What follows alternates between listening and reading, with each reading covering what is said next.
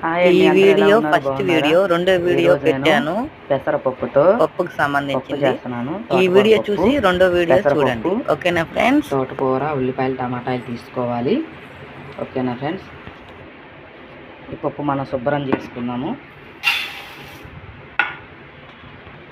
పెసరపప్పు అయితే క్లీన్గా కలుపుకున్నాను. ఇప్పుడు మనం కోసుకున్న పాలకూర, టమాటా, ఉల్లిపాయలు ఇందులో వేసేయాలి. పప్పులో పెసరపప్పు పాలకూర చేస్తే చాలా బాగుంటుందండి. టమాటా వేసి కడుపుకు కూడా చాలా సలవ. మన ఇంట్లో చిన్నపిల్లలు ఉంటారా, చక్కగా ఇది వేసి పెడితే ఈ ఎండాకాలం చాలా మంచిదండి. ఒంటికి చాలా సలవ చేస్తుంది. ఓకేనా ఫ్రెండ్స్? మీరు ఎండాకాలం వారానికి 2 సార్లైనా చేయండి పిల్లలు ఉన్న వాళ్ళు. మనం పెసరపప్పు, ఉల్లిపాయలు, టమాటాలు వేసేసిన తర్వాత పాలకూర తోటకూర వేసాను.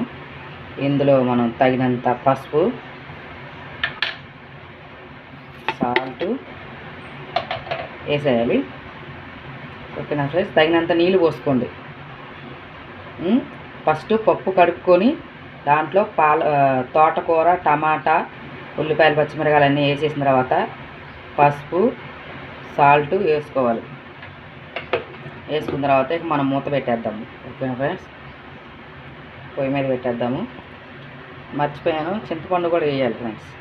కొద్దిగా ఒక్కరోజు చింతపండు వేసుకోండి. ఇక పొయ్యి మీద పెట్టేద్దాము.